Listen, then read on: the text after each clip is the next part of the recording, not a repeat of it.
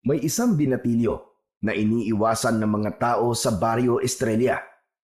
Yun ay walang iba, kundi si Ismael. Matagal na siyang pagala-gala sa lugar at walang nakakaalam kung saan siya nagmula. Wala siyang magulang, wala ring kapatid, wala ring tiyak na nakakaalam ng kanyang edad. Ang tansya ng ilan ay 15 o 16, pero sa itsura niya ay parang mas bata pa.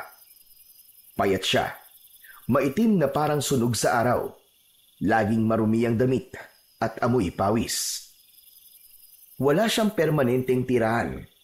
Minsan nakikita siya sa ilalim ng tulay, kung minsan naman sa gubat o di kaya ay sa likod o harap ng kapilya.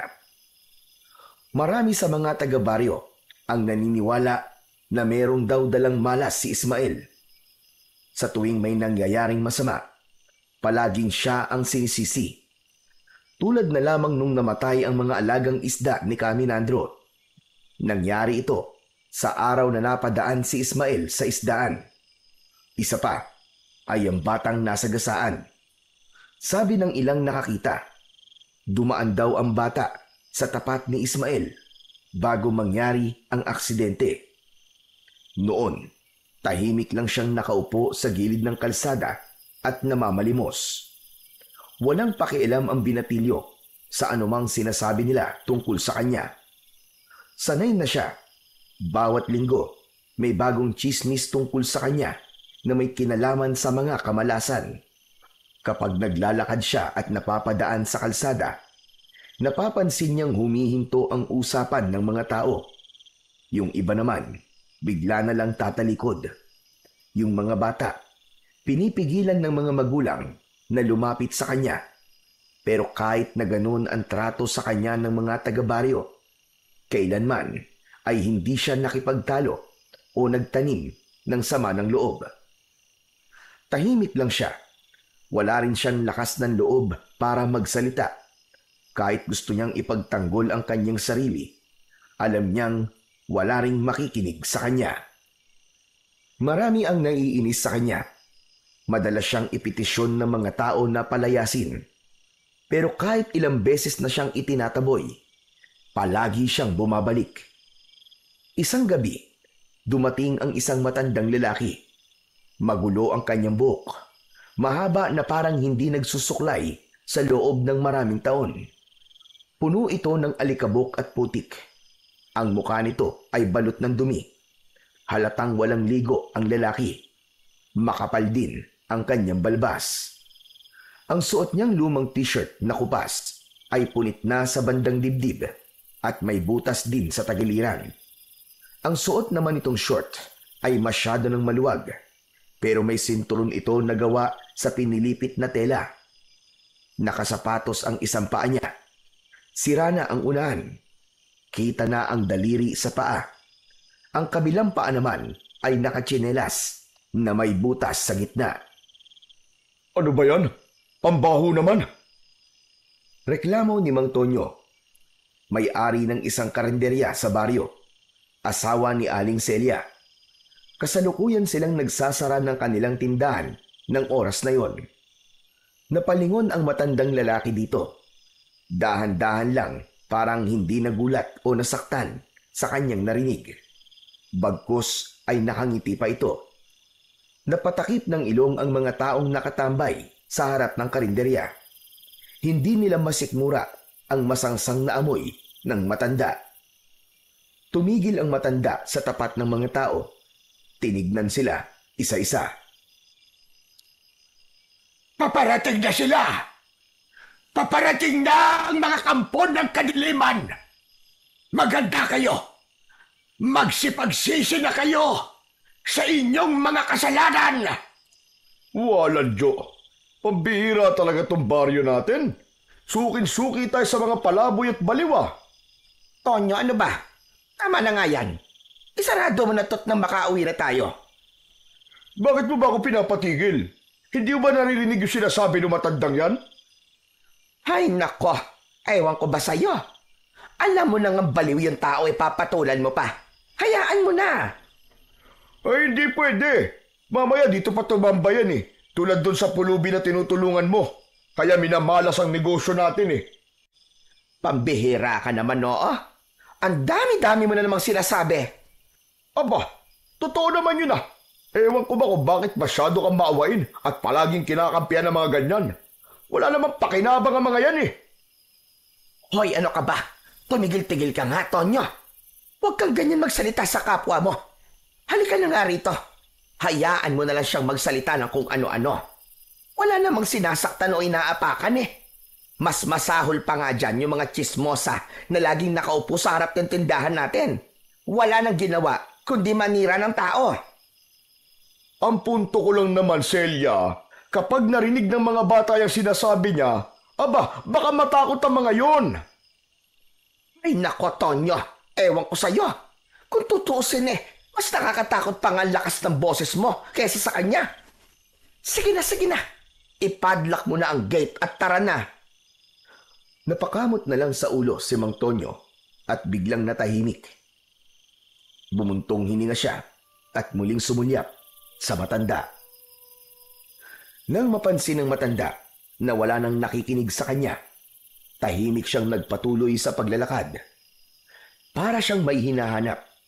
Pagdaan niya sa isang lumang kapilya, bigla siyang tumigil.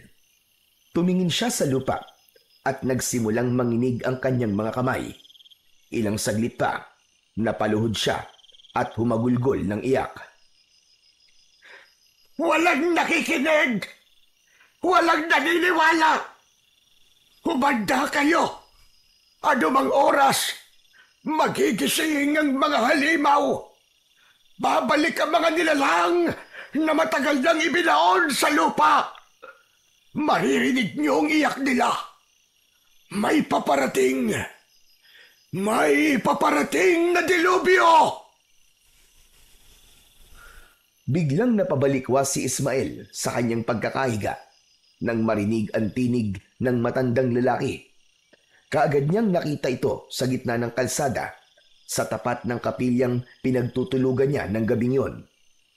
Umupo ang binatilyo, tumingin sa matanda, tapos ay may kinapa sa kanyang bulsa. Maya-maya pa ay tahimik siyang lumapit. Hawak ang isang piraso ng biskwit. Iniabot niya ito sa matanda. Tumingin ito sa kanya. Walang nagsalita, pero ang kanilang mga mata parang nagkakaintindihan. Ngunit ang matandang baliw, tinulungan niya itong tumayo at pagkatapos ay inalalayan palapit sa harap ng simbahan. Pinaupo niya ang matanda sa nakalatag na karton. Lolo, ano pong nangyari sa inyo? Ano po bang sinasabi niyong dilubyo? Narinig mo ba yung sinabi ko kanina? Opo, rinig na rinig ko nga po eh. Masaya ko. Sa wakas, meron na ring makikinig sa akin. Lolo, teka po. Saan po ba kayo galing? Ano po bang pangalan niyo? Saan ako galing? Aba, hindi ko alam. Pero ang pangalan ko ay Berting. Lolo Berting. Ako naman po, si Ismael. Napansin ko po na nanginginig po kayo eh. Giniginaw ho ba kayo? Nanginginig ako, pero hindi dahil sa ginaw. Sanay na ako sa ganun eh. Katulad mo lang din ako. Sanay na sa lamig at gutom. Lolo, di niyo pa po nasasagot yung tanong ko kanina eh. Yung tungkol po doon sa sinasabi niyo na dilubyo na paparating. Alam niyo ho eh, parang nangingilabot po kasi ako eh. Paano na lang po ako kapag nagkatotoo po yun? Malamang sa malamang po sa baryo na to, ako ang unang mabibiktima. Kaya sabihin niyo po sa akin kung ano pong mangyayari para po makapaganda ako. Saglit na natahimik si Lolo Berting. Tumingala siya sa langit. Tahimik na pinagmasdan ang gumagalaw na ulap na unti-unting tinatakpan ang buwan. Makinig ka sa aking mabuti, Ismael. May isang nilalang ng dilim ang malapit ng magising. Isang halimaw na masahol pa sa isang bangungot Ha? Anong klaseng nilalang po, Lolo? Tao ba siya na isinumpa o hayop na tinuruang maging masama? Hindi. Hindi siya isang tao. At mas malala pa siya sa isang hayop. Isa siyang halimaw na kayang mag-anyong tao pero wala siyang kaluluwa. Isa siyang kampon ng kadiliman. Kampon ng kadiliman? Ibig niyo po bang sabihin? Parang aswang po ba? Tama ka. Pero mas makapangyarihan pa siya sa mga karaniwang aswang. Nakakatakot ang dala niyang delubyo. Yung baryo namin dati, inubos niya. Pinatay niya ang lahat ng tao. Kabilang na doon at buong pamilya ko. Walang awa siyang aswang. At ang kanyang mga sundalo. Aba, talagang may sundalo pa ang mga aswang ah. Huwag kang tumawa. Hindi ako nagbibiro iyo. Ang aswang na yun ay tinatawag na ulog. Isang matandang aswang na itinuturing na ina ng mga tiyanak. Ano po? Ina ng mga tiyanak? Tama ka. Ang ulog ay di lang basta isang halimaw. Isa siyang matandang babae na may alam na sinaunang orasyon. Isang dasal na galing pa sa lahi ng mga unang manggagaway. Sa pamamagitan ng orasyon na yon, kaya niyang pabangunin ang mga sanggol na hindi na ipanganak. Yung mga pinatay sa sinapupunan, yung mga isinakripisyo at mga naging biktima ng aborsyon na walang pangalan, walang libing, walang dasal. Yung mga pinabayaan. Grabe! Malakas pala at makapangyarihan ng isang ulog. Pambira, kung talagang kaya niyang bumuhay ng mga tiyanak, abay nakakatakot nga naman talaga. Lalo na dito sa baryo, marami siyang mabubuhay na sundalo dito. Ano? Talaga? Paano mong nasabi? Isa po akong palaboy dito. Kung saan-saan po ako napapadpad dito sa baryo. Marami na po akong nasaksihan dito na kung tutusin, hindi ko na po sana dapat nakita. Ano naman ang mga yon? May isang bakanting lote po dun. Dun po sa may tabing ilog. Ginagawa pong tapunan ng mga ganon. Madalas nga po, itinatambak lang po na parang basura eh. Hindi pwede. Hindi pwede. Kung ganon, ay mas manganganib ang baryo na ito. Dahil ang lugar na sinasabi mo, Utoy, perpekto yon sa ritual ng ulog. Kung ganon, paano po natin napipigilan ng aswang na yun sa masamang plano niya? Kailangan nating hanapin ang ngipin ng dragon. Ano po? Ngipin ng dragon? Lolo, totoo po ba yun? Akala ko po katang-isip lang po mga dragon. Hindi lahat ng alamat ay katang-isip, Ismael. Totoo ang mga dragon. Sa mga sinaunang kwento, ang dragon ay isang espiritu na may mahalagang tungkulin sa mundo ng mga patay. Ano pong ibig yung sabihin? Malalaman mo din sa takdang panahon. Kaya pala walang nakikinig po sa inyo na ibang tao eh. Hindi po kapanipaniwala yung mga sinasabi nyo eh. Lolo Bertin, kung totoo pong may dragon, sino po magpapatunay? Wala pa namang nakakakita ng dragon eh. Dahil hindi sila basta-basta nagpapakita. Pero maniwala ka, totoong-totoo sila. Dahil kung hindi sila totoo, paano namin napatulog ang ulog? Ay, oo nga no. Paano niyo po natalo ang aswang? Nung gabing yon, desperado na kaming dalawa ni Mang Cardo, ang nag-iisang albularyo sa amin noon. Halos mawalan na kami ng pag-asa dahil nga halos lahat ng tao sa baryo ay napaslang na ng ulog. Nagpakita sa kanya ang isang gintong dragon. Wow! Ang astig po siguro nun, no? Grabe! Kung ako siguro, matatakot ako't mahihimatay kung makakakita ko ng isang makapangyarihang nilalang na tulad po ng dragon. Ako man, iho. Mahihimatay din siguro ako kung makakakita ako. Pero iba si Mang Cardo na kaya niya.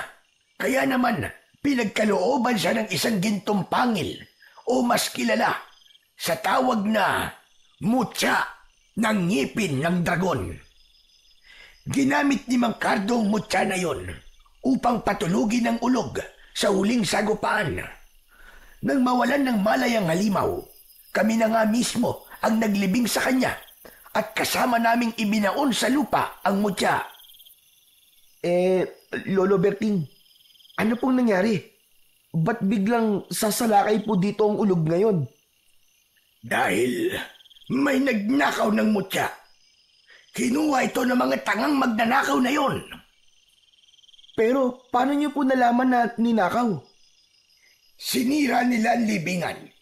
Itinaas ang kabaong na nasa ilalim ng lupa at kinuha ang lahat ng kanilang pwedeng pakinabangan.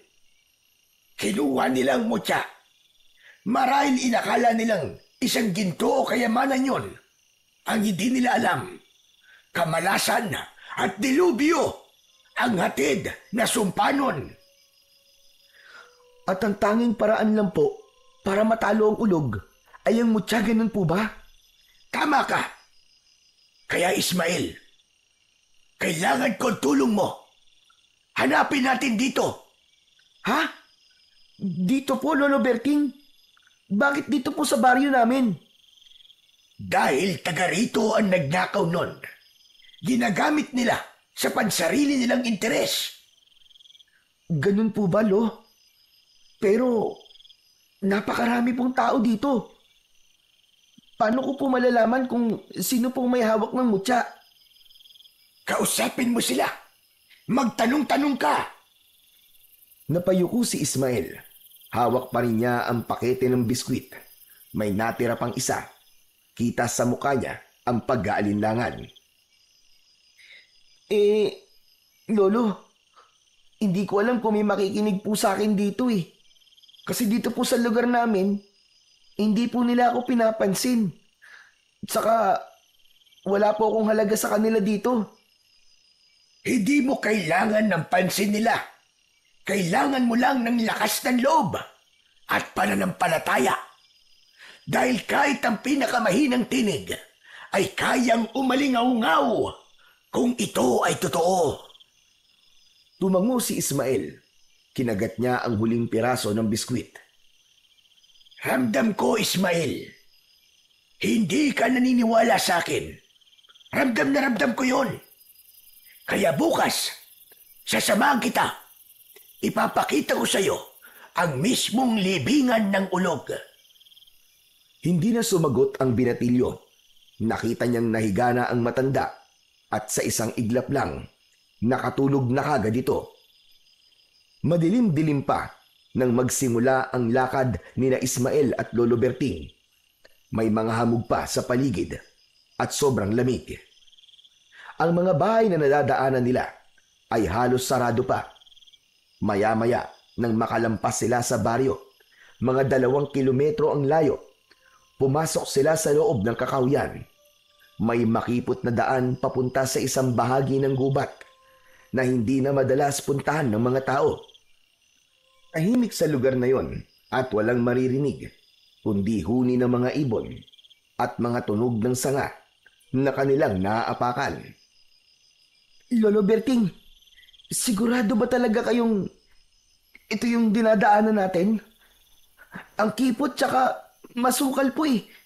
Mamaya po may ahas dito. Baka mamaya matuklaw pa tayo. Huwag kang mag-alala.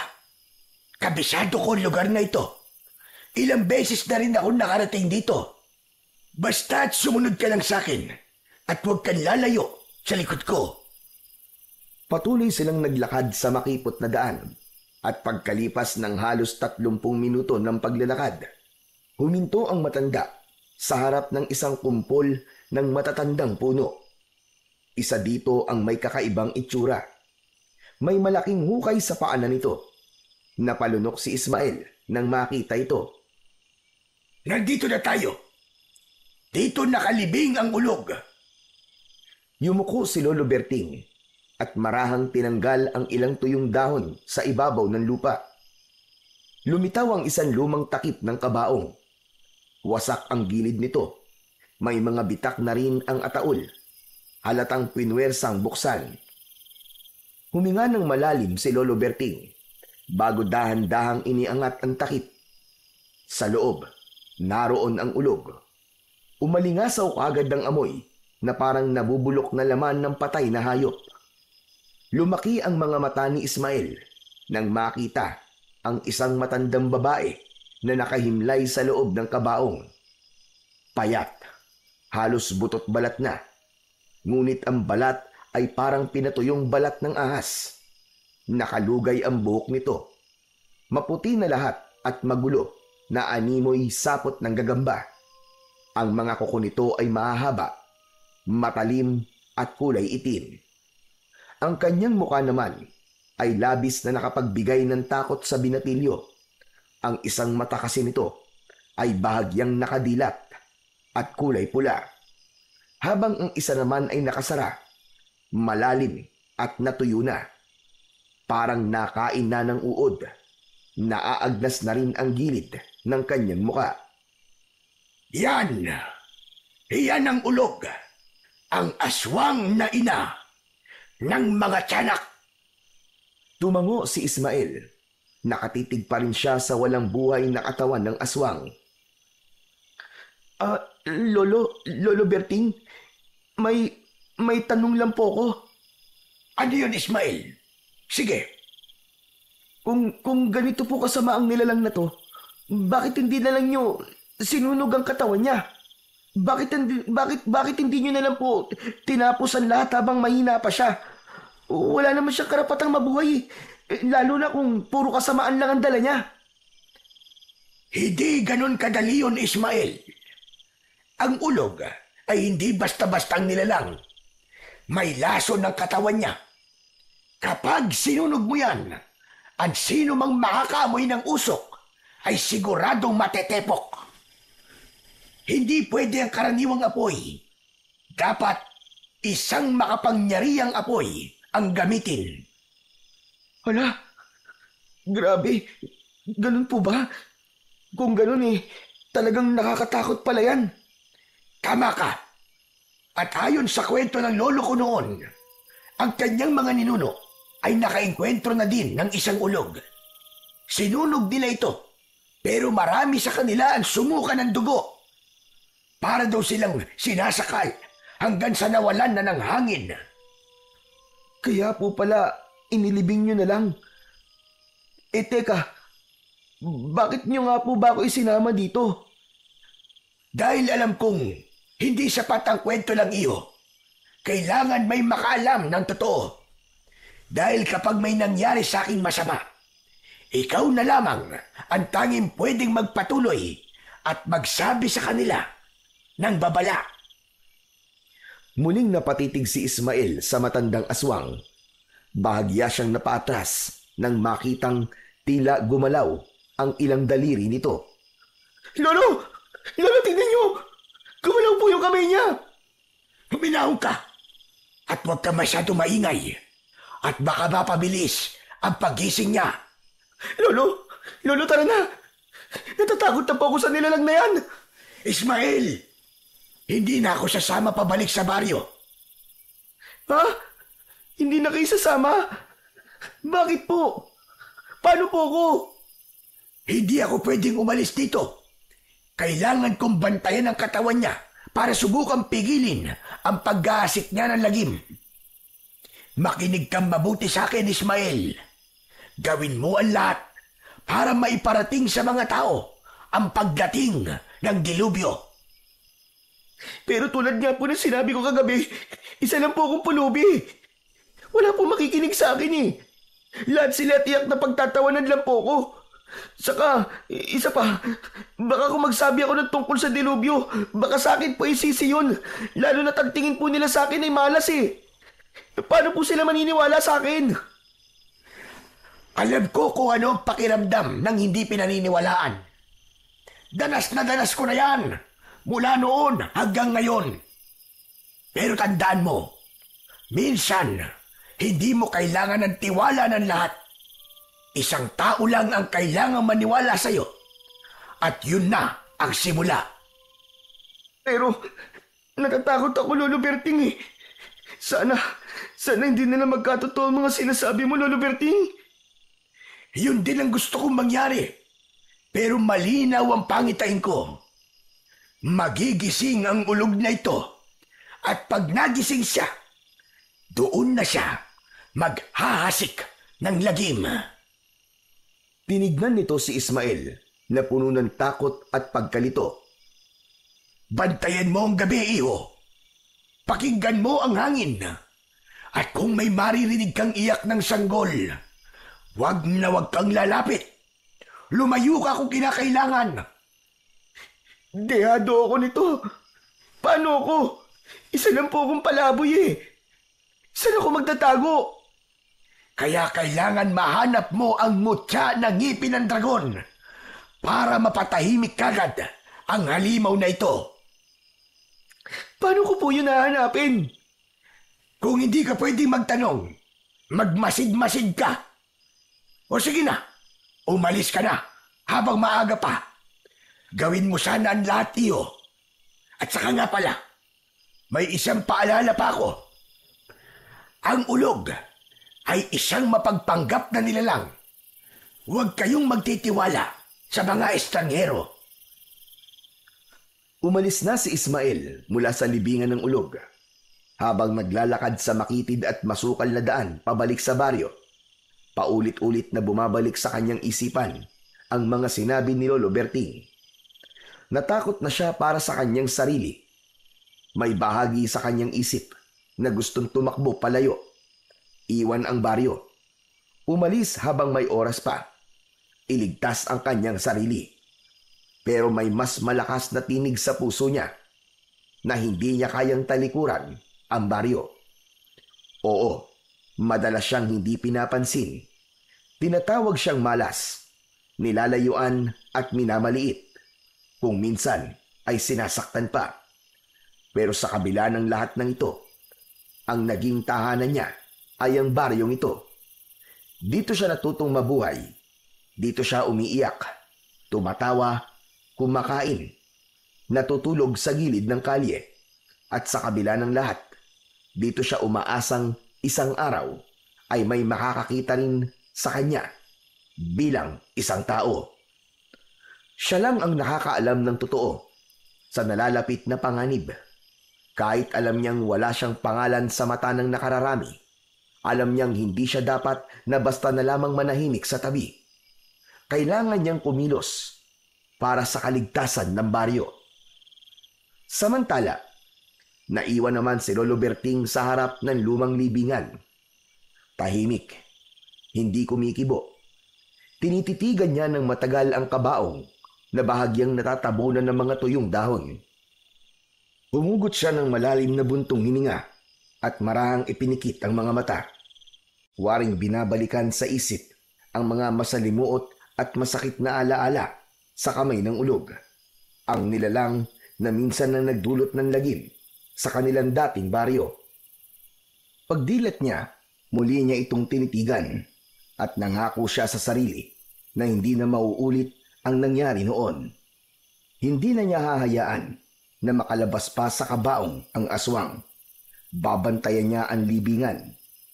Gagawin niya ang lahat ng kanyang kayang gawin, kahit pa ang kapalit ay sarili niyang buhay. Samantala, sa baryo, abala na si Aling Celia sa loob ng kanyang karinderya. Pawis na siya sa pagluluto ng kanyang mga paninda. Wala pang 6:00, pero may ilang suki na ang dumarating para mag-agahan. Hindi niya masyadong maistima ng maigi ang kanyang mga suki dahil nalilito na siya sa dapat na unahin. Naiinis na rin siya sa asawa dahil tanghali na ito nagising. Kaya naman, nang pumasok ito sa kusina, hindi na napigilan ng ginang ang kanyang bibig. Aba, Tonyo, anong oras na? Akala mo ba'y madali ang mga trabaho ko dito? Ako na naman ang pinagagawa mo sa lahat. Ay nako, ang aga-agay nagsimula ka na naman. Sino ba kasing may gusto nito ha? Di ba ikaw naman? Ilang beses ko na rin sinabi sa'yo na magdagdag ka ng mga tauhan para di ka nahihirapan dito. Pero ayaw mo Tapos ngayon nagdadrama ka dyan. Ano ka mo? Ako pa ngayon na nagdadrama. Samantalang kaya lang naman ako hindi kumuha ng kasama dito sa karinderya kasi kailangan natin magtipid. Aba, kaya pa naman natin dalawa to kung tutulungan mo lang sana ako. At tigas-tigas na mukha mong hayaan ako dito tapos ikaw puro lakwatsa at sugal lang ang inaatupag. Ay nako, ilang beses ko man sasabihin sa'yo na wala na akong oras para tumulong dito. Saka teka lang kung wala ako, abay malamang wala ring swerte itong karinderya mo. Sikat ako, kaya dito nagpupunta mga suki mo. Pinagmamalaki mo pa sikat ka. Sikat ka nga, pero sa sabungan, sa inuman at sa utangan. Aba, anong silbi na swerte mo sa negosyo kung hinahaluan mo naman ng bisyo? Napailing si Mang Tonyo. Umupo siya sa bangko at nagbuhos ng kape sa tasa. Alam mo, dapat nga magpasalamat ka pa sa akin Dahil kung hindi sa karisma ko, hindi dudumugin tong karinderya mo. May natural akong hatak sa tao, baka hindi mo nalalaman. Napakayabang mo. Kuhang-kuha mo ang inis ka. Umalis ka na nga ditong hayop ka. Oo. Chillax ka lang. Ikaw talaga, Celia, oo. Sige na. Mamaya ay hihahanap kita ng bago mo makakasama dito. Bakit? May pampasweldo ka ba, ha? Siyempre. Ako pa ba? Wala ka kasing bilib sa akin Relax ka lang kasi. Konting tiis na lang. Yayaman din tayo. Malapit na talaga. Yayaman. Galing sa sugal. Tonyo naman. Ilang beses ka lang natatalo. Tapos nababaon ka pa sa utang. Sino ba nagbabayad ng mga utang mo? Ako, hindi ba? Tapos hindi mo naman binabayaran kapag nananalo ka. Huwag ka nang mag-alala, Celia. Naumpisahan na ang swerte. Pati nga tong karinderya, di ba siniswerte na? Di mo ba ramdam? Huwag mo na akong kinokontra kapag nagsusugal ako para huwag ako malasin. Kakaalam mo ba, na isahang tama ko lang. Itong karinderya mo, magiging restaurant to, maniwala ka. Sos! Ayan na naman. Paandara mo na naman ako ng mga walang silbing pangako mo na yan. Itong karinderya ko, dumadami ang suki ko kasi masarap ang mga luto ko. At mas lalong uunlad to kung sana'y tumutulong ka. Yun lang yun. Ay nako, alam mo, kahit na anong gawin ko, mali pa rin ako sa paningin mo Kung ayaw mo maniwala sa swerte ko, di wag. Basta ako, alam kong darating din yung panahon natin. At kapag dumating yun, tignan natin kung sinong unang ngingiti. Hindi na pinansin ni Aling Celia ang asawa at nagpatuloy na ito sa kanyang ginagawa. Matapos maubos ang kape, tumayo na ang lalaki. Lumabas siya sa karinderya at agad na nakipagkwentuhan sa mga kapwa niya sa bungero sa may kanto. Naiwan si Aling Celia sa loob ng karinderya. Tahimik lang siyang nag-aasikaso ng kanyang mga customer. Nagliligpit siya ng mga pinagkainan. Nagbabalot ng take-out. Nagluluto at naghuhugas ng pinggan. Hay nako! Ano ba naman buhay ito? Kailangan ko na siguro talagang humanap ng makakasama dito sa tindahan. Wala na talaga silbi ang asawa kong magaling. Pwisit talaga. Kung bakit ba sa dinabi namin ng lalaki, siya pang napili ko. Napakamalas ko naman. Ilang oras pa ang nakalipas habang abala sa pag-aasikaso ang babae. Napansin niya si Ismael na paparating. Dahan-dahan ang lakad nito. Parang wala sa sarili. Tulala at parang may malalim na iniisip. Napatingin si Aling Celia sa orasan. 9:00 na ng umaga. Ismael! Hoy, Ismael! Halika nga rito. Napalingon si Ismael. Parang nagulat sa tawag. Saglit siyang tumigil. Tinignan niya si Aling Celia. Sa kadahan-dahang lumapit. Tahimik pa rin siya at nakayuko. Oy, bata ka. Ano ba nangyari sa'yo? Parang ilang araw ka nang di natutulog ah. Kumain ka na ba ha? Umiling lang si Ismael. Walang salitang lumabas sa bibig. Tumangu-tangu lang siya ng marahan. O siya, halika na. Pumasok ka na muna rito. Dito, maupo ka. Mag-almusal ka muna bago ka kung saan-saan magpunta. May natira pang sinangag tsaka longganisa. Mainit-init pa yan. Hindi na tumanggi si Ismael. Tahimik siyang naupo sa isang sulok ng karinderya. Agad namang inihain ni Aling Celia ang pagkain. Nilagyan niya ng kanin, itlog at 3 pirasong longganisa ang plato. Sabay naglagay ng malamig na tubig sa baso. O, hayan ha. Kumain ka lang dyan. Di mo na kailangang bayaran yan. Salamat po, Aling Celia. Kayo na po talaga ang pinakamabait po dito sa baryo. Hay nako. Huwag mong sabihin yan at baka marinig ka ng asawa kong si Tonyong demonyo. Baka kung ano na naman nasabihin nun. Hindi mo ba alam? Ayaw na ayaw nun sa'yo. Ay nako.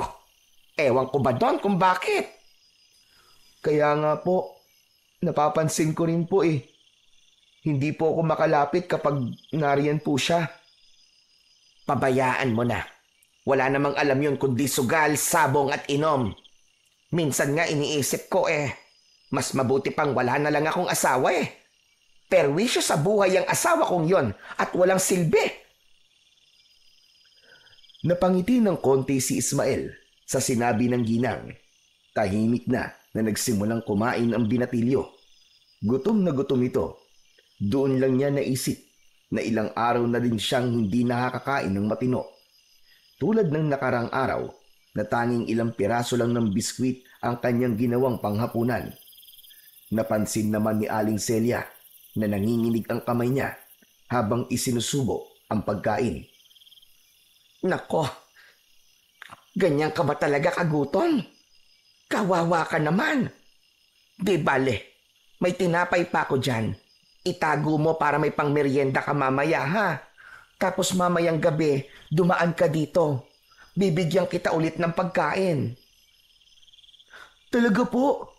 Ayos lang po ba sa inyo yun, Aling Celia? Hindi po ba nakakahiya? Kasi nababawasan ko po ang pagkain at kita nyo. Aba, hindi Huwag mong iniisip yan. Mas gusto ko nga yung may nakikinabang sa ginagawa ko kaysa naman dun sa isa na kahit maghugas ng pinggan ay hindi magawa. Puro pasarap pa. Buwisit talaga. Napatingin silang dalawa sa labas. Sa hindi kalayuan ay nakita nila ang lalaki na patuloy na nakikipagkwentuhan sa mga sabungero. May hawak na itong bote ng beer kahit umaga pa lang. Oh, nakita mo na. Di ba ang galing? Ang sarap ng buhay. Samantalang ako dito, nagkakandakuba na sa pagtatrabaho. Aling Celia, meron po ba akong maitutulong sa inyo? Nako, ayos lang. Pero alam mo, kung gusto mo, minsan bumalik-balik ka dito. Pag wala yung asawa ko, tulungan mo ko maghugas ng pinggan. Libre pagkain at bibigyan pa kita ng sahod. Talaga po? Sige po, Aling Celia. Tsaka kahit wala pong sahod, okay na po sa akin. Kahit libreng pagkain lang po, masayang-masaya na po ako nun. Kahit po ngayon, tutulungan ko na po kayo sa mga trabaho po dito. Talaga? O sige, kung yan ang gusto mo. O siya, ituloy mo muna yung pagkain mo ha. Aasikasuhin ko lang yung mga bumibili. Ipinagpatuloy ni Ismael ang kanyang pagkain. Ngunit nang matapos siya, bigla naman niyang naalala ang kanyang nakita sa gubat at ang dilubyo na maaaring mangyari sa kanilang baryo. Nalungkot ang binatilyo dahil sa kabutihan ni Aling Celia sa kanya. Hindi na lang sarili niya ang gusto niyang mailigtas. Kailangan na talagang mahanap ang mutya. Ayoko masaktan si Aling Celia. Tahimik niyang inilagay sa gilid ng mesa ang pinagkainan niya. Tumingin siya sa paligid ng karinderya, sa mga upuan, sa kortinang medyo naninilaw na dahil sa tagal ng nakasabit sa lumang larawan ni Aling Celia at ng asawa nitong nakasabit sa dingding. Bigla siyang natulala. Ngunit bigla siyang nagising sa kanyang pag-iisip nang bumalik si Aling Celia, bitbit ang bayad ng customer. O ano, ayos ka lang ba riyan? Parang ang lalim ng iniisip mo. Opo, Aling Celia. Okay lang po ako. Bakit parang malungkot ka? May naalala lang po kasi ako eh. Tungkol po dun sa babala ng matanda. Tungkol po sa paparating na dilubyo. Ang tinutukoy mo bang matanda ay yung taong grasa na kung ano-ano ang pinagsasasabi? Nako, huwag kang maniniwala sa mga ganon. Kasi yung isip nila kung saan-saan nakakarating at namamasyal. Minsan, dala na lang din ng katandaan o gutom. Kaya kung ano-ano na lang ang lumalabas sa bibig. Huwag mo nang masyadong intindihin yon, iho. Hindi po, Aling Celia eh. Hindi po siya matandang baliw. Nakausap ko po siya ng maayos kagabi. At kanina po, meron po siyang pinakita sa akin. Mga bagay po na magpapatunay po na totoo nga po mga sinabi niya. At ano naman ang mga pinakita niya sa'yo? Aling Celia, isang lumang libingan po sa gitna ng gubat. Doon po ako galing kanina. Sabi niya po, doon nakalibing ang ulog na posibleng umatake dito sa baryo natin. Ano ka mo? Ulog? Opo, isa pong aswang. Di ba't sabi mo ay nakalibing na ang ulog na yan? Bakit ka nag-aalala? Patay naman pala. Aling Celia, ang sabi po niya sa akin magigising daw po ito. Kasi po, may nagnakaw po ng mutya ng ngipin ng dragon. Kailangan daw po ito mabawi at maibalik sa libingan para hindi po ito magising. Aba, nakakatakot nga naman yan, iho. Pero sigurado ka bang ulog ang nakita mo? Opo, Aling Celia. Nakakatakot nga po siya. Ang pangit po ng mukha niya. Parang halimaw. Parang kalahating ahas at kalahating tao. At kung totoo po na magising ito, lahat po ng tao dito mauubos po. Ganon kalakas ang aswang na yon? Opo, Aling Celia. Jesus Maria Josep, paano yan? Paano natin hahanapin yung mutya na yon? At saka, sigurado ba'y matanda na taga rito yung magnakaw? Opo, sabi niya nakita niya daw po ito sa kanyang mga pangitain. Kung ganon, tutulungan kita, Ismael. Hahanapin natin ang mutya. Talaga po? Naku, salamat po, Aling Celia. Totoo nga po pala yung sabi ni Lolo na hindi ko kailangan ng tiwala o paniniwala ng lahat kung may isang maniniwala. Yun na daw po ang simula. Teka, ang lalim nun ah. Pero sandali, ano ba ang itsura ng mutya ng ngipin ng dragon? Mukha daw po itong pangil na matulis ang dulo. Kulay ginto daw po ito, Aling Celia. Kaya napagkamalan na may halaga nung magnanakaw. Kulay ginto. Kaya pala. Abay kung ako rin naman na makakakita nun, baka maisip ko rin na ginto talaga yon. Pero sabi mo, pangil yun ng dragon. Hindi ba yung delikado sa taong may tanga nito ngayon? Delikado po.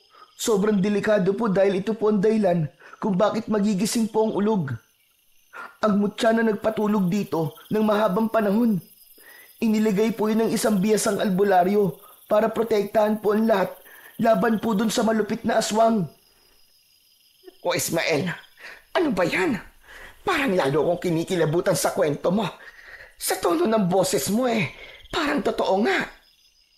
Maniwala po kayo, Aling Celia. Totoong-totoo po ito. Naniniwala po ako dun sa matanda. Kasi nakita ko po talaga yung aswang sa kanyang libingan. Natatakot po ako, Aling Celia. Kapag hindi ko nahanap ang mutya, posibleng ako po ang pinakauna niyang magiging biktima. Wala po akong bahay na masisilungan o mapagtataguan kung sakali man po na umatake siya. Ako po ang unang mamamatay. Huwag kang matakot. Huwag kang matakot, Ismael. Kailangan mo ng masisilungan. O siya, sige. Dumito ka muna sa loob ng tindahan ko.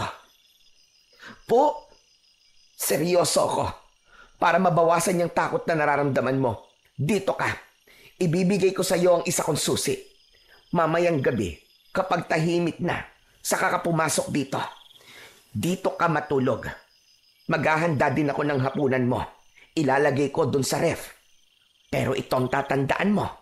Kailangan mong lumabas ng maaga o madaling araw pa lang para walang makakakita sa iyo, ha? Para hindi ka makita ng asawa kong inutil. Alam mo na, malaking problema yon pag nagkataon. Naku, maraming salamat po, Aling Celia. Hindi ko po alam kung paano ko po kayo mapapasalamatan. Ang bait-bait niyo po talaga sa akin. Ay nako, wala yon iho. Huwag mong isipin yon. Ginagawa ko to kasi alam kong mabuti kang bata. Hindi mo rin naman ginusto na maging ganyan ang buhay mo, hindi ba? Kundi lang sana tarantado ang asawa ko Aampunin na kita Ayos lang po yun, Aling Celia. Sanay na rin naman po ako sa buhay sa lansangan. Malaking bagay na po itong ibinigay niyo sa akin. Napakabait niyo po. Ngumiti si Aling Celia. May dinukot ito sa kanyang bulsa. Isang lumang susi. Inabot niya ito ng palihim kay Ismael. O ayan ha. Gamitin mo yung susi na yan kahit na anong oras mo gustong pumunta dito. Basta tahimik ka lang ha. Huwag kang magkakalat. Huwag kang mag-iingay. May maliit akong kwarto sa bodega. Doon ka matulog kung gusto mo. May banig at kumot doon. Maraming salamat po talaga, Aling Celia. Saka nga pala, huwag kang mangangalikot dito ha. Ayoko ng problema. Opo, pangako po. Hindi ko po kayo bibigyan ng problema. Maraming salamat po uli. O siya, sige na. Bumalik ka na lang ulit mamayang tanghali. Kasi sigurado ko na nasa sabungan na naman ang asawa ko. Tulungan mo ko sa mga gawain ko dito, ha? Opo. Tumango si Ismael nang makaalis sa harap niya ang babae na pangiti siya. Sa simpleng kabutihan nito sa kanya, nagkaroon siya ng pag-asa. Nabawasan kahit papano ang takot niya. Samantala, habang inililigpit ni Aling Celia ang mga plato sa ibang mesa, panay ang sulyap niya kay Ismael. Hindi man niya aminin, pero may kung anong kaba siyang naramdaman nang marinig mula sa binatilyo ang banta ng ulog. Minsan na niyang napakinggan ng kwento tungkol dito, pero matagal ng panahon yun, kaya medyo nakalimutan na niya. At kung hindi lang pinaalala ng bata ang tungkol dito, hindi pa niya maaalala ang minsang naikwento sa kanya ng kanyang lolo. Napakagat labi siya. Hindi na lang si Ismael ang kinakabahan, kundi pati siya. Samantala, pagdating ng tanghali, nasa sabungan si Mang Tonyo. Maingay ang lugar, amoy pawis, sigarilyo at alikabok. Nasa isang sulok si Mang Tonyo, may hawak na manok habang nakaupo sa bangko. Dumaan ang tagabantay ng sabungan at napansin siya. Aba, Mantonyo, andito ka na naman. Iniwan mo na naman yung asawa mo doon sa karinderya. Naku, pabayaan mo yun doon. Kaya-kaya na niya mga gawain doon, ano? Marunong yun sa lahat Ako, dito ako kailangan. Dito ang swerte ko At dito maraming pera. Iba ka talaga. Kung sa bagay, ilang araw ka na siniswerte Sana all. Lahat ng pusta mo, paldo. Aba, syempre. Akin lahat ng swerte. Kaya't magdididikit ka sa akin. Kaya nga para kang may agimat.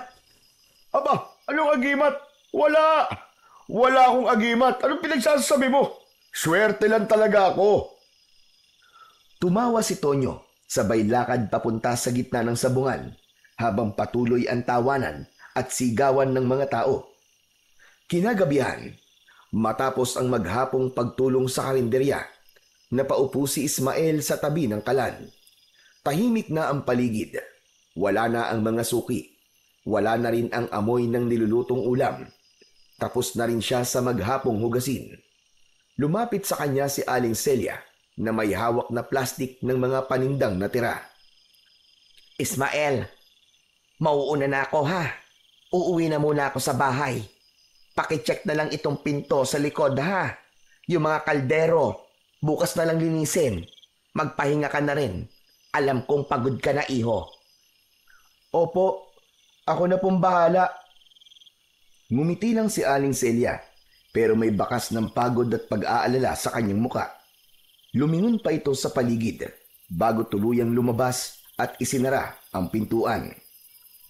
Pagkaalis ng babae, tumayo si Ismael at isinara ang mga bintana. Tahimik na niyang pinatay ang ilaw sa loob, maliban sa isang maliit na bombilyang nakasabit sa may kusina. Huminga siya ng malalim at nagtungo sa bodega. Nakita niyang may pang-isahang higaan doon sa gitna ng mga lumang sako at kahon ng mga dilata. Nahiga na ang binatilyo at sinubukang matulog. Ngunit ilang minuto pa lang ang lumilipas, may narinig siyang kaluskos. Maingat, dahan-dahan. Parang may naglalakad sa labas ng karinderya. Naisip kagad ng binatilyo na baka magnanakaw. Narinig niyang may nagbukas ng pinto hanggang sa may narinig siyang boses. Dito na lang tayo. Wala naman tao dito eh. Tayo lang. Nanlaki ang mata ni Ismael. Agad siyang gumapang sa likod ng mga sako at nagtago sa dilim. Mula sa siwang ng pinto ng bodega, nasilip niya si Mang Tonyo, kasama ang isang babae. Medyo bata pa ito, naka-miniskirt at may makapal na kolorete sa muka. Nagtanong ang babae kung talaga bang walang makakaistorbo sa kanila. Wala na. Umuwi na yung matanda kong asawa eh. Halika na. Pumasok sila sa loob ng bodega, sa mismong lugar kung saan kanina lamang ay nakahiga si Ismael. Napansin ng lalaki ang ayos ng katre. Napakunot ang noo nito at sandaling nag-isip. Naglakad-lakad si Tonyo, parang sinusuri ang paligid. Napahigpit ang hawak ni Ismael sa lumang sako habang nakayuko sa likod ng mga kahon. Bumundol ang labis na kaba sa dibdib ng binatilyo. Akala niya ay mahuhuli na siya. Mabuti na lang at nagmadali ang babae at sinabing tapusin na nila ang kailangan nilang gawin dahil gusto na rin itong umuwi. Agad na inalis ng lalaki ang itim na jacket at ibinaba ito sa sahig. Hinila niya ang babae palapit sa kanya. Hindi na sila nag-aksaya ng oras. Si Ismael, sa kanyang pinagtataguan, ay napatakip na lamang ng bibig gamit ang dalawang kamay. Hindi na siya halos humihinga. Ang kanyang mga mata ay nanlaki at ang kanyang pisngi ay nag-init sa nakikitang nagaganap. Dahan-dahang hinagkan ni Mang Tonyo ang leeg ng babae habang abala sa pagbukas ng kanyang sinturon. Ang swerte ko talaga ngayong gabi. Iiwas sana ni Ismael ang kanyang paningin, pero biglang napako ang kanyang mga mata sa leeg ng lalaki. Nakita niya ang suot nitong kwintas na may palawit na gintong pangil. Tumulo ang luha sa mga mata ni Ismael. Hindi lang lihim na pagtataksil ang kanyang nasaksihan, kundi dahil din sa isang mas mabigat na katotohanan. Nalaman niyang ang mismong asawa ni Aling Celia ang siyang sinasabing magnanakaw ng mutya. Siya ang kumuha ng bagay na hindi dapat galawin. At ngayon, alam ni Ismael na ito ang magiging dahilan kung bakit muling magigising ang halimaw na matagal nang natutulog. Maya-maya, unti-unting bumagal ang kilos ng dalawa. Parang hinahabol ang hininga hanggang sa tuluyang humiga si Tonyo habang pinupunasan ng noo. Tumayo ang babae, isinuot nito muli ang kanyang damit at kinuha ang perang iniabot ng lalaki. Ayos. O paano? Gaya ng dati ha. Sa susunod ulit, text mo lang ako. Tumango ang babae bago lumabas. Nanatili si Tonyo sa higaan. Nakapikit, nakangisi. Maya-maya ay umupo ito at kumuha ng yosi sa bulsa at sinindihan ito. Si Ismael sa kanyang pinagtataguan ay nanatiling hindi gumagalaw. Nanginginig siya sa galit at inis. Hindi niya maintindihan kung bakit kailangan gawin ito ng asawa ni Aling Celia. Maya-maya ay nakita niyang tumayo si Mang Tonyo at lumabas na ng bodega. Madaling araw nang lumabas si Ismael sa karinderya. Hindi na siya nakatulog ng gabing yon. Medyo lumayo siya ng konti sa tindahan at doon ay inabangan niya si Aling Celia. Nag-iingat na din siya na makita ni Mang Tonyo kung sakali man na dumating na ang mag-asawa. Maya-maya lang ay nakita na niya si Aling Celia na paparating. May mga bitbit na itong isang basket ng mga pinamili sa bayan. Agad niyang sinalubong ang babae at tinulungan. Nang mailapag na nila ang mga ito sa loob, kaagad na nagbukas ng usapan si Ismael. Aling Celia, pwede ko po ba kayong makausap? May kailangan po akong sabihin tungkol po kay Mang Tonyo. Bakit? Anong meron, Ismael? Kagabi po, nakita ko po siya eh. May kasama po siyang babae sa bodega. Ano ka mo? Babae?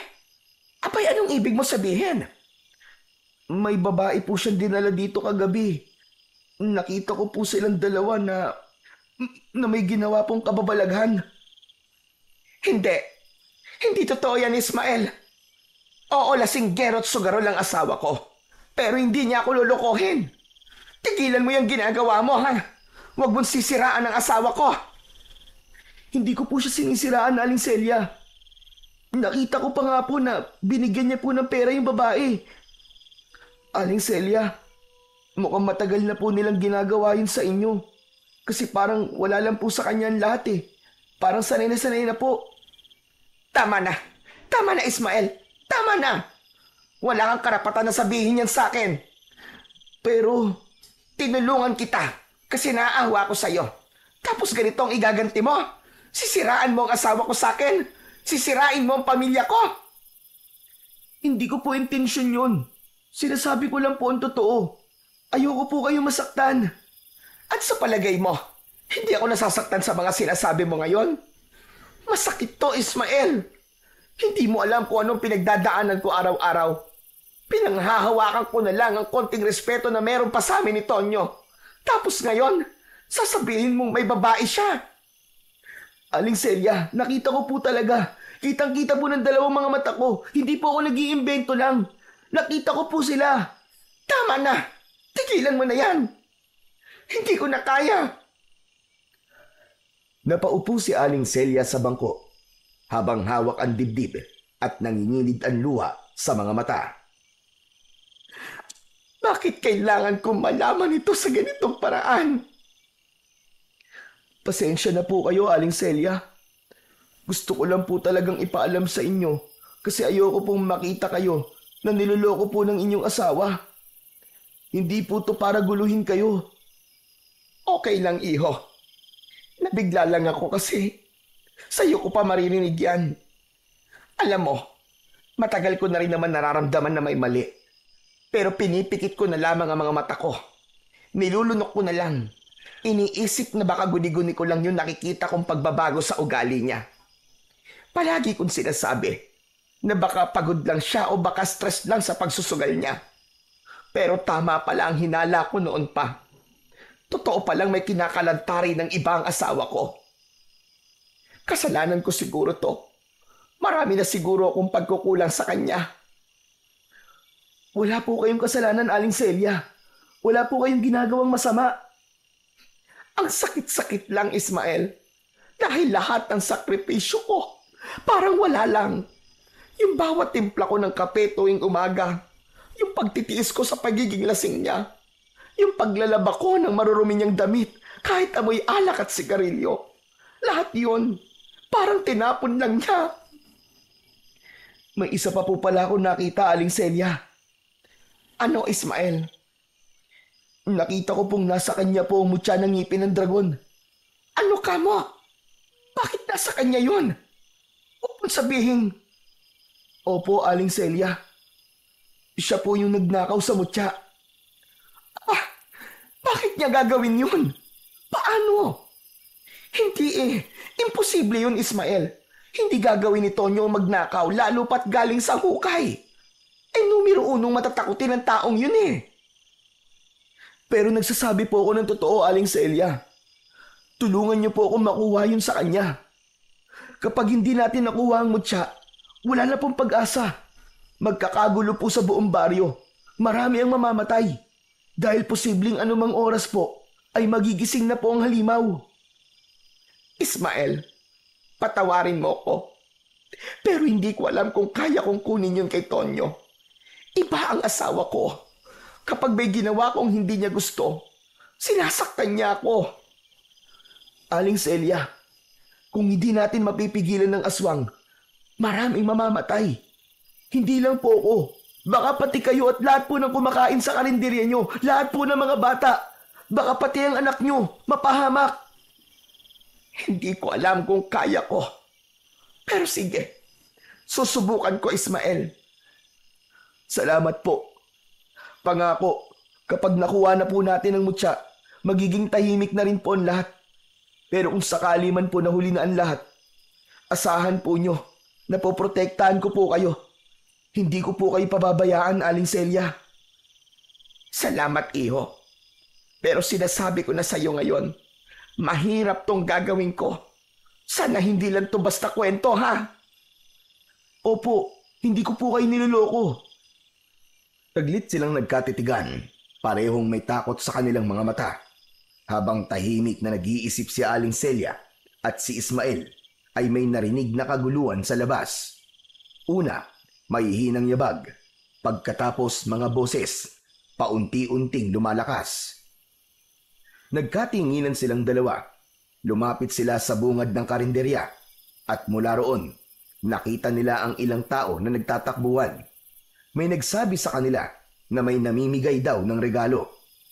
Napakunot ang noon ni Ismael. Sa gitna ng kalsada, tanaw niya ang kumpulan ng mga tao. Karamihan ay mga matatanda at bata. Sila ang unang pinuntahan ng dayo. Tuwang-tuwa ang mga ito na nakatanggap ng ayuda. Regalo? Halika, Ismael. Tignan natin.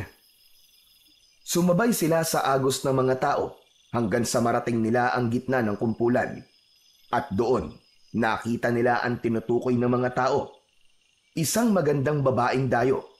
May dalang basket na puno ng mga pagkaing tinapay, prutas at ilang sobre. Lahat ng matatanda at batang lumalapit sa kanya ay may natatanggap. Para siyang diwata sa mata ng mga tao. Grabe! Ang ganda-ganda naman niya. Parang artista. Pero si Ismael hindi mapakali. Kahit mabait at maganda ang itsura ng babae sa kanyang harap, ay may kutob siyang hindi maganda dito. May naaamoy siyang kakaiba. Hindi amoy ng tinapay at tsokolate, at hindi rin amoy ng taong pawisan. Iba, parang amoy ng bulok na hayop na pilit tinakpan ng pabango. Biglang napakunot ang kanyang noo nang mapagtanto na parang siya lang ang nakakaamoy nun. Teka, ang baho naman. Ba't ganun? Ano yon, Ismael? Wala po ba kayong naaamoy na masangsang? Ang baho. Ha? Wala naman ah. Alam mo, mabuti pa pumila ka na rin. Sayang din yung pinamimigay niya, oh. Pero hindi lumapit si Ismael. Pinili na lang niya na manood habang pinagmamasdan niya ang dayong babae. Tila lumilinaw ang kutob niyang hindi lang ito basta dayo. Kinagabihan, hindi na bumalik pa si Ismael sa loob ng karinderya. Sa kabila ng ilang beses na pagtanggi ni Aling Celia nang isaoli niya ang susi, pinili na lamang niyang manatili sa labas at matulog sa likod ng simbahan. Kinakabahan siya tulad pa rin ng dati dahil sa takot na baka biglang may umatake, pero tinanggap na niya kung sakali man. Naganda na lamang siya ng isang kutsilyo at yon ang kanyang itinabi sa kanyang pagtulog. Inayos niya ang sarili at pinilit na ipikit ang kanyang mga mata, pero hindi siya nakatulog. Malalim na ang gabi, pero nanatiling mulat ang kanyang mga mata. Gising na gising ang kanyang diwa. Tahimik na ang gabi. Tanging mga kahol na lang ng aso ang naririnig sa paligid. Hanggang sa may narinig siyang kaluskos. Mahina yon, parang ingat na ingat sa pagkilos. Mabilis siyang napatayo at agad na nagtago. Sinilip niya kung sino pa ang gising ng mga oras na yon.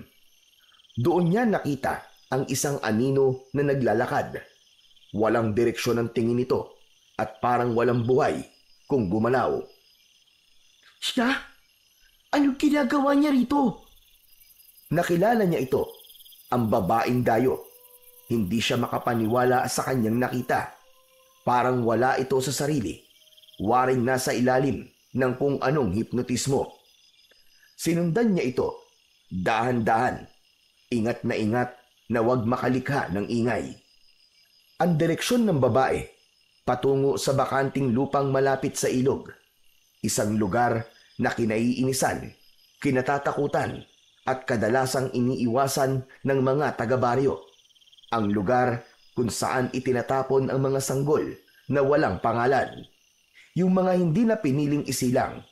Yung mga dinala sa mundo pero hindi pinanindigan.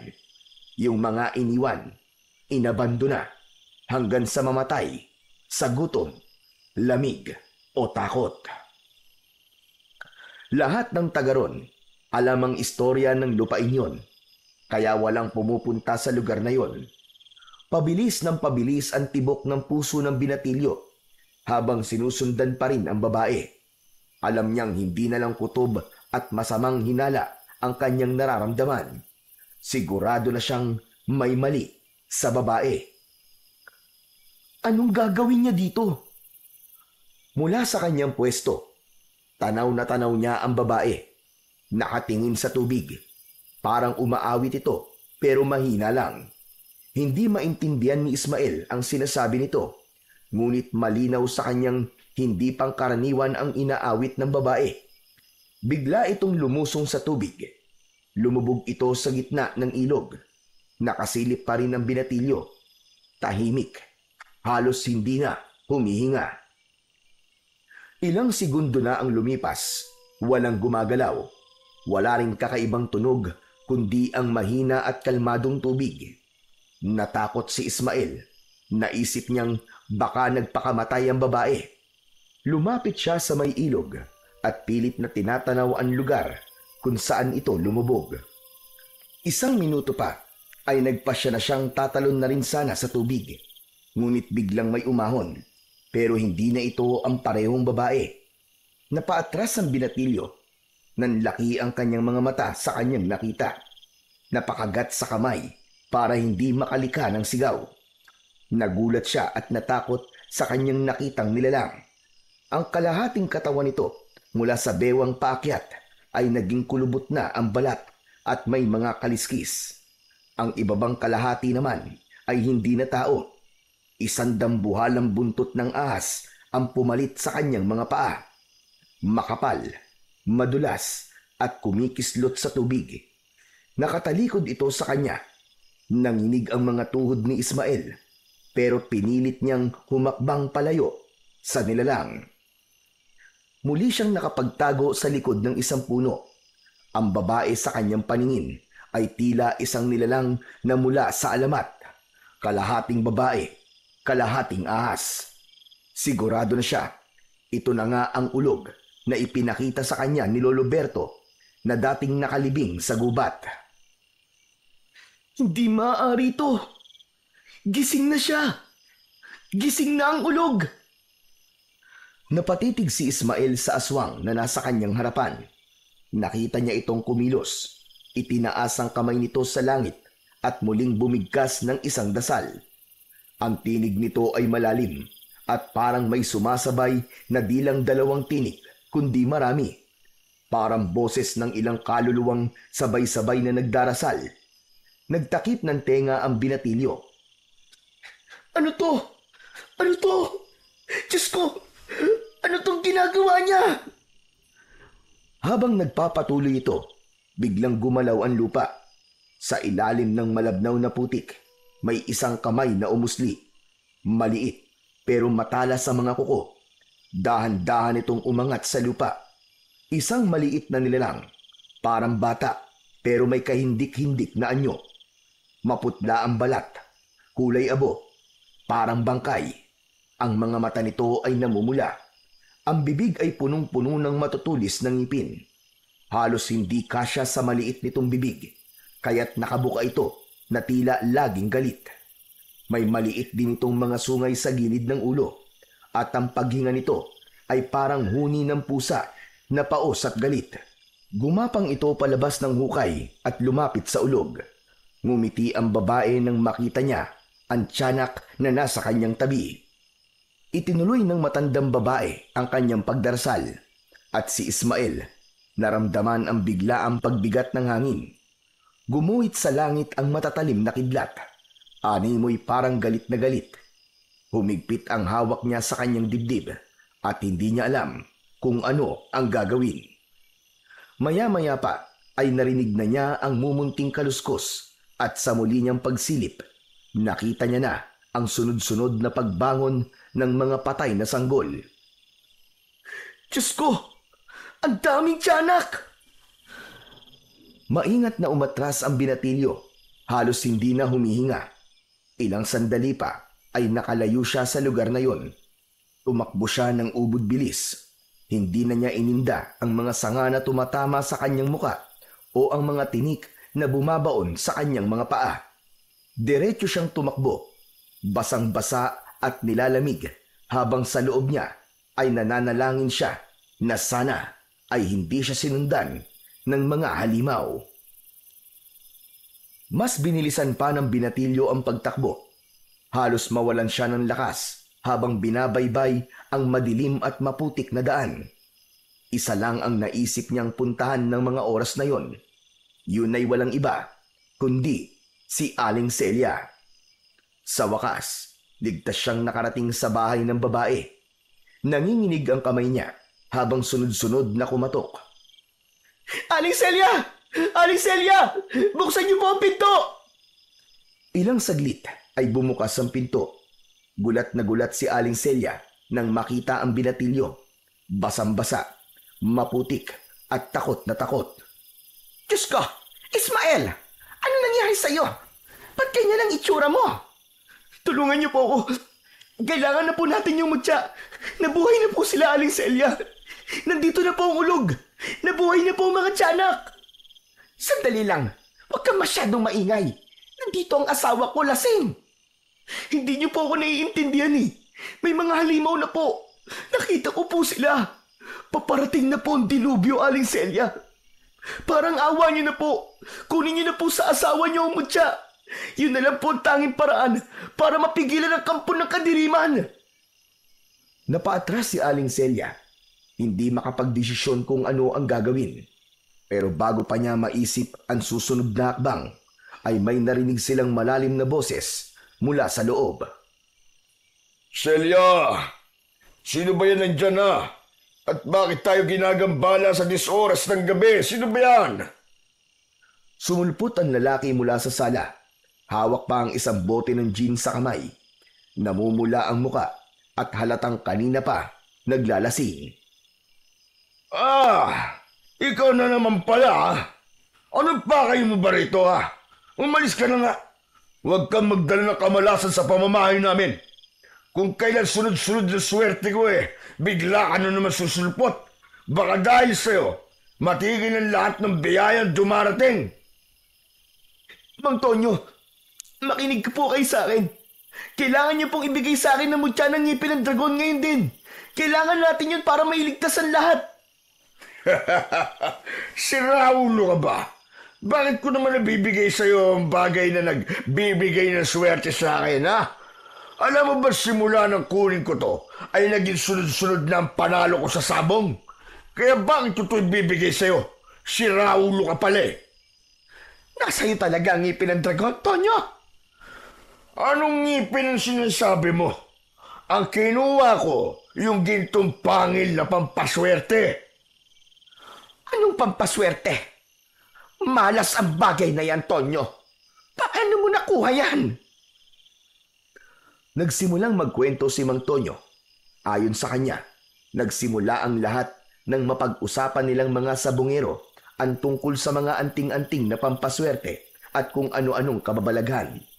Hanggang sa napunta ang usapan tungkol sa gintong pangil na nakabaon sa libingan na nasa gitna ng gubat. Galing umano ang impormasyon sa isang matandang baliw.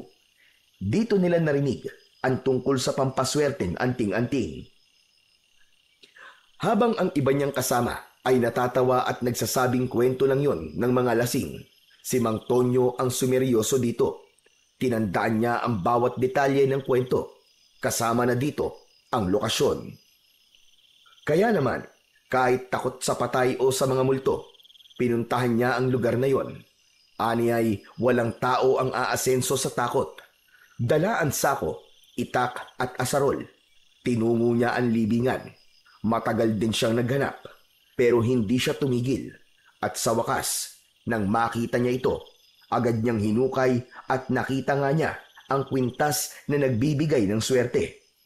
Natakot siya sa nakahigang bangkay na naroon, pero binaliwala lang niya. Mabilis niyang hinablot ito at saka tumakbo pauwi. Simula noon, nagmistulang gumanda ang kapalaran ni Mang Tonyo. Palagi na siyang nananalo sa sabong. Bakit niyo po ginawa yun, Mang Tonyo? Alam niyo po bang dahil po doon, nabuhay po ang ulog? Anong ulog-ulog ang pinagsasabi mo? Umalis ka nga dito at baka maupakan pa kita.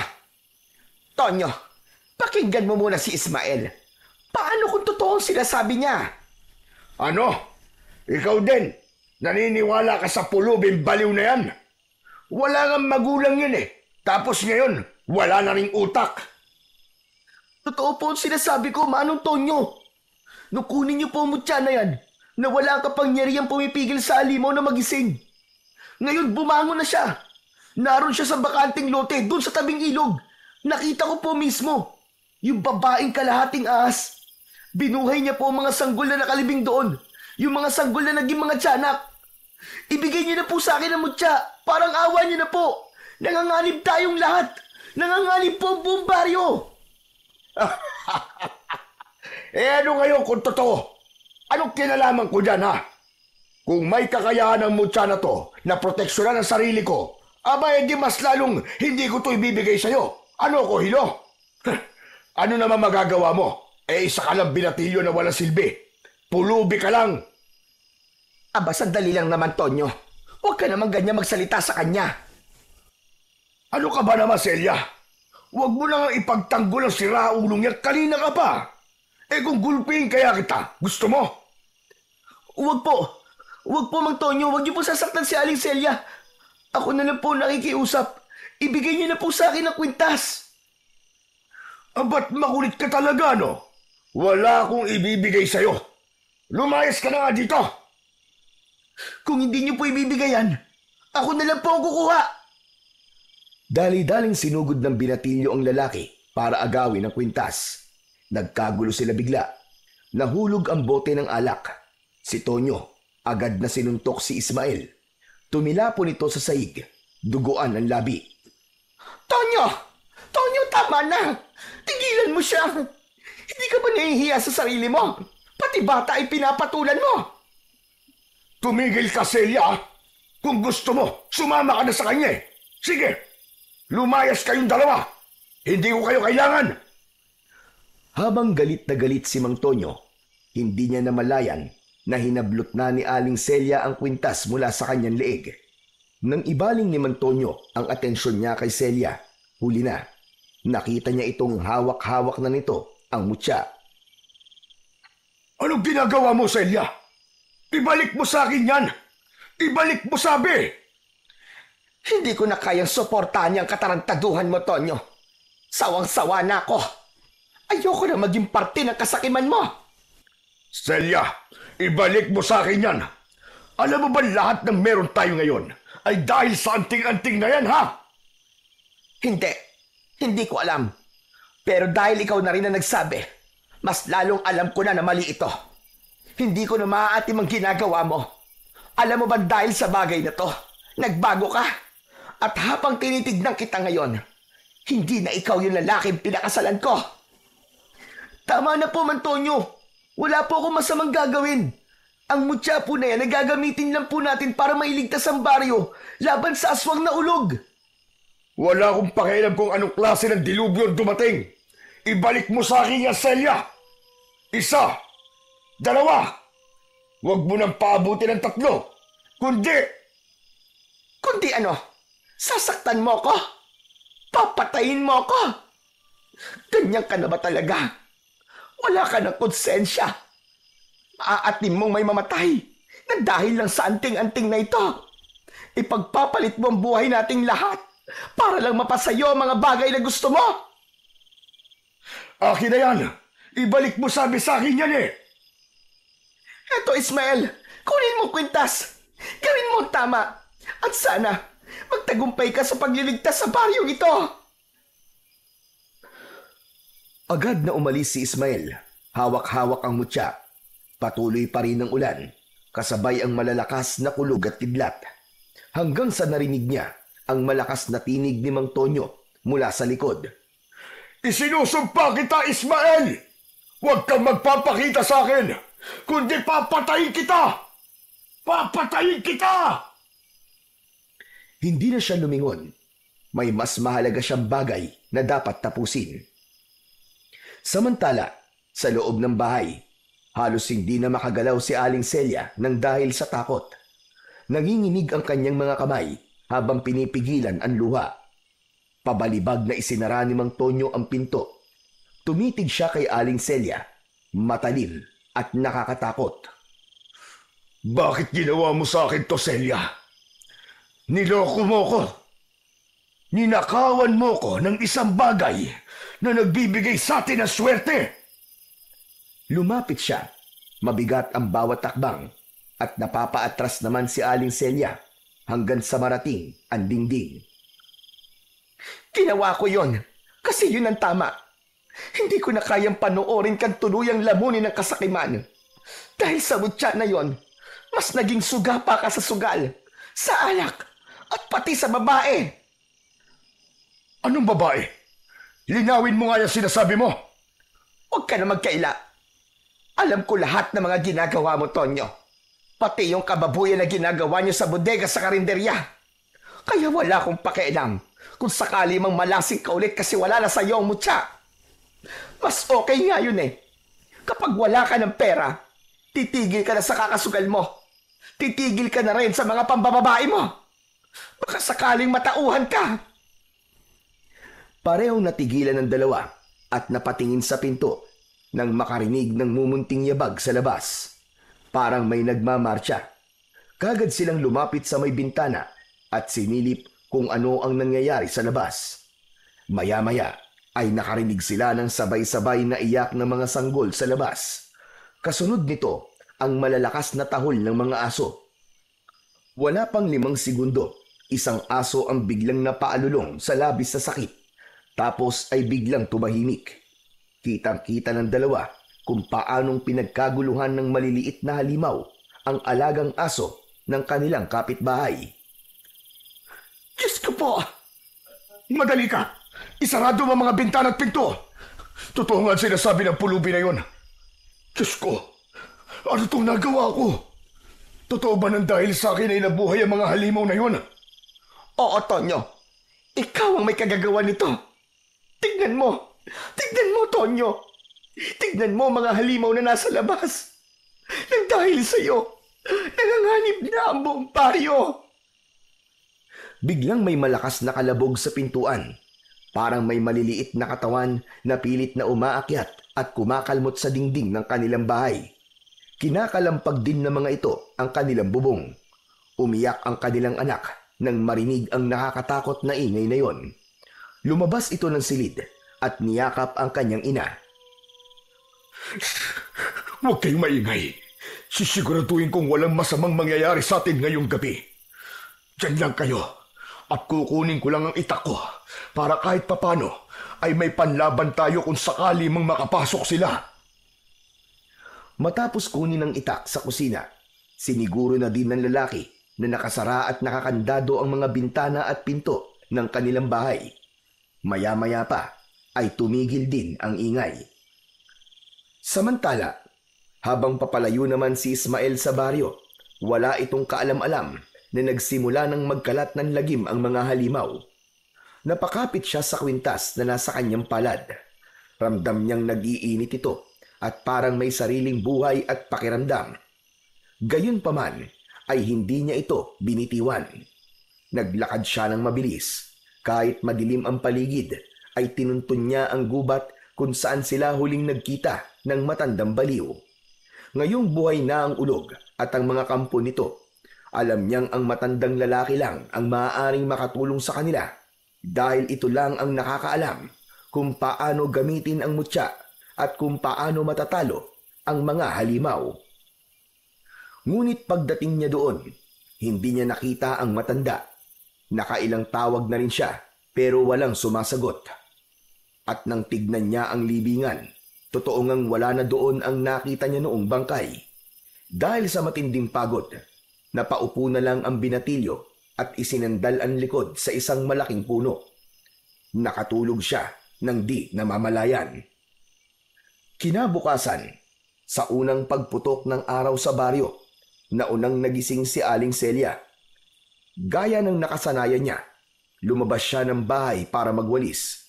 Medyo nakakaramdam pa siya ng takot, pero dahil sumikat na ang araw, alam niyang ligtas na ang paligid sa oras na yon at wala nang banta ng aswang o anumang nilalang ng dilim. Ngunit paglabas niya, nagtaka siya sa amoy ng hangin, malansa at amoy dugo.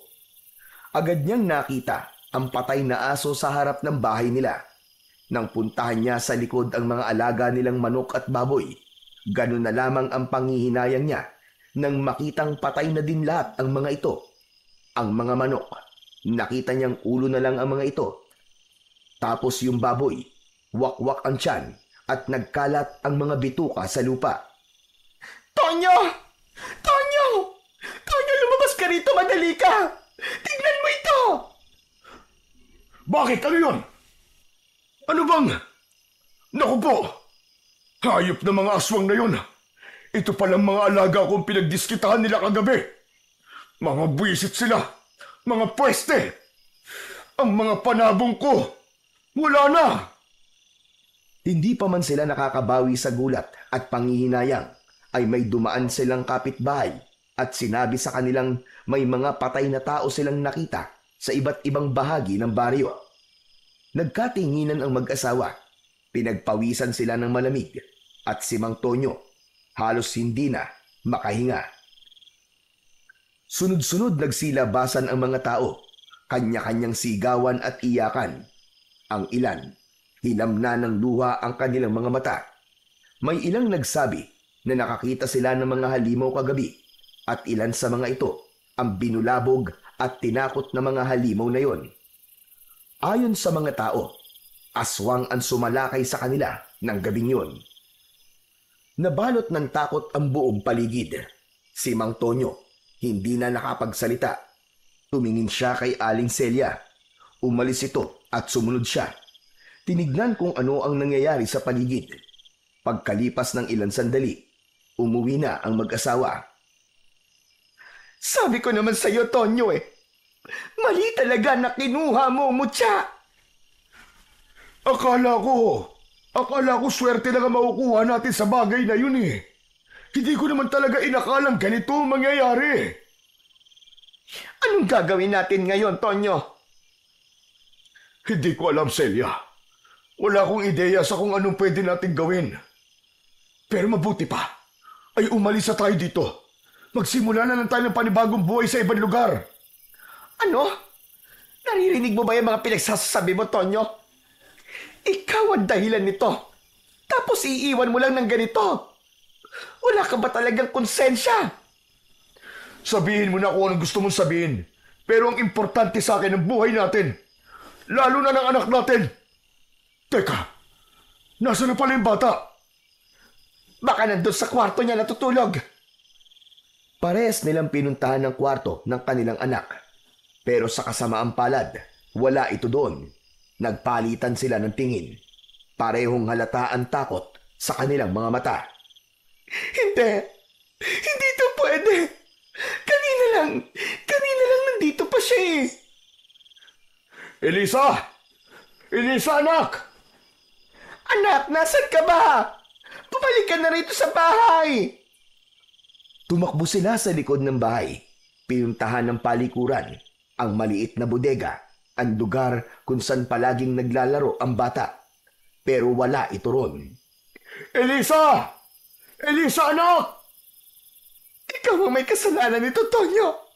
Kasalanan mo lahat ng ito, hayop ka! Hindi nakaimik si Mang Tonyo. Napatitig siya sa kanyang mga kamay. Naunawaan niya ang laki ng kanyang nagawang kasalanan. Hahanapin ko si Ismael. Hahanapin ko matandang lalaki. Baka sila makatulong sa atin. Gawin mo na ngayon. Subukan mong hanapin sila doon sa libingan kung saan mo nakuha ang mutya. Bilisan mo na bago mahuli ang lahat. Samantala sa gubat, di pa nagigising si Ismael. Mahimbing pa rin natutulog ito sa ilalim ng malaking puno. Nananaginip. Sa kanyang diwa, nakikita niya ang isang malaking kuweba. At doon ay naririnig niya ang tinig ng matandang lalaki. Yun ay walang iba, kundi si Lolo Berting, ang baliw na matanda. Ismael! Makinig ka! Lolo Berting? Lolo Berting! Asan po kayo? Hindi nagpakita sa kanya ang matanda, pero patuloy niyang naririnig ang tinig nito mula sa kawalan. Lolo Berting! Tulungan niyo po ako! Nakita ko po, nagising na po ang ulog. Baka patayin niyo po ang mga tao sa baryo. Ano pong kailangan kong gawin, Lolo Berting? Ikaw at susi, Ismael. Ikaw ang huling pag-asa para mapuksa ang halimaw. Pero hindi mo ito magagawa ng mag-isa. Makinig ka sa aking mabuti. Kailangan mo ng kasama. Isang ina, isang ilaw ng tahanan na may tapang, may puso at may disiplina. Isang ina na kayang ituwid ang naliligaw. Pero sino po? Sino po ang tinutukoy niyo? Teka, si Aling Celia. Oo nga, baka siya po. Matapang siya at mahal na mahal po niya ang pamilya niya. Baka matulungan niya po ako. Yan na nga ang simula, Ismael. Ang pagkilala sa kabutihan ng iba. Hala, sige, kumilos ka na. Gamitin mo ang mutya. Maniwala ka sa sarili mong kakayahan. Tandaan mo, hindi lang sandata ang makakapatay sa mga halimaw. Kapag pinagsama ang liwanag ng mutya at ang pusong dalisay ng isang tunay na mandirigma, kahit ang pinakamagiting at pinakamalakas na nilalang ng dilim, walang magagawa. Lalamunin sila ng dalisay na liwanag. Lalamunin sila ng dambuhalang apoy. Biglang nagising si Ismael. Malalim ang kanyang hininga. Pawis na pawis. Tumayo siya at tinitigan ang hawak na mutya. Humanda kayo. Lalabanan ko kayo sa abot ng aking makakaya. Isinuot niya ang mutya sa kanyang leeg. Saglit siyang tumingin sa paligid. Umaasang makikita si Lolo Berting. Lolo Berting! Lolo Berting, nasan ba kayo? Walang sumagot, pero may napansin siyang kakaiba sa may damuhan sa hindi kalayuan. Unti-unti siyang lumapit. Huminto ang kanyang mga paa nang tuluyang makita niya ang nakabulagtang katawan ng matanda.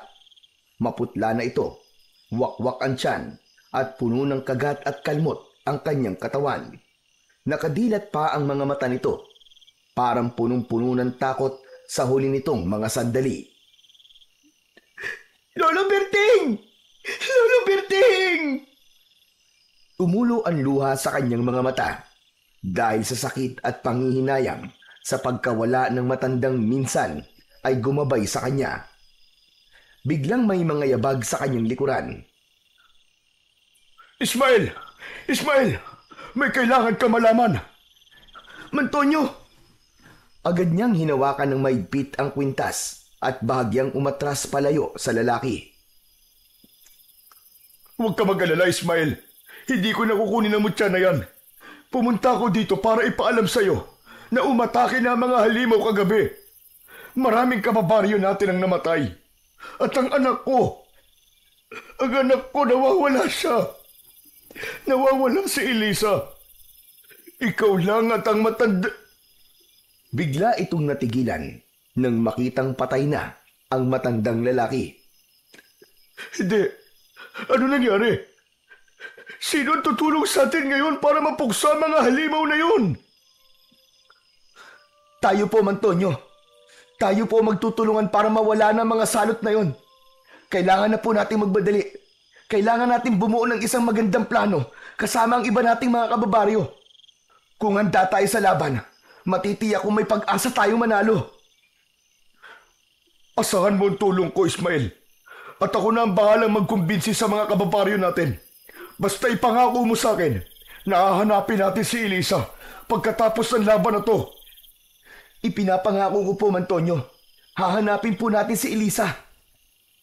Lumakad na ang dalawa at umuwi na sa baryo. Kaagad na nakipag-ugnayan si Mang Tonyo sa mga namumuno sa barangay.